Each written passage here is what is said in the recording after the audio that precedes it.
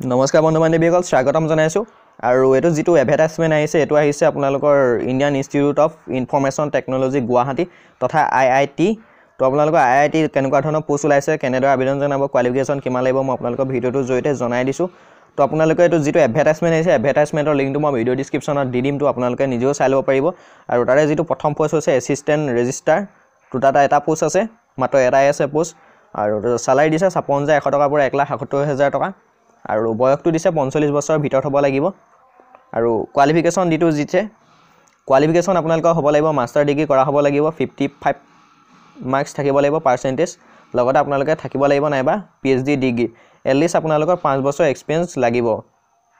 ঠিক আছে তো সেকেন্ড যেটো পোষ্ট হয় জুনিয়ৰ এসিস্টেন্টৰ তাত টোটাল 6টা পোষ্ট আছে সালাৰি দিছে 21700 টকাৰ পৰা 69100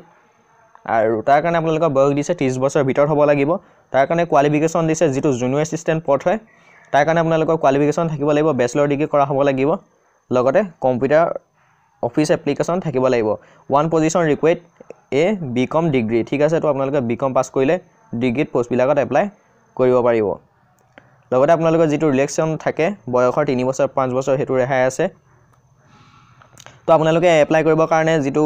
ওয়েবসাইট হয় www.iit.guwahati.ac.in আপোনালোকে এই ওয়েবসাইটত গৈ পিনি আপোনালোকে চাব পাৰিব লগতে আপোনালোকে অফলাইন যোগেদি এপ্লাই কৰিব লাগিব লাষ্ট ডেট হৈছে 7/4/2019 তথা আপোনালোকে এপ্ৰিল মাহৰ 7 তাৰিখৰ ভিতৰত এপ্লাই কৰিব লাগিব অফলাইন যোগেদি যদি আপোনালোকৰ কোৱালিফিকেশন মিলিছে তো আপোনালোকে অফলাইন কৰিব হলে এটো এড্ৰেছত পঠাই দিব IIT Guwahati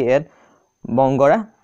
Guwahati 781015 আপোনালোকে এই এড্ৰেছটোত পঠাই দিব আপোনালোকৰ যদি কোৱালিফিকেশন মিলিছে তেতিয়াহলে আপোনালোকে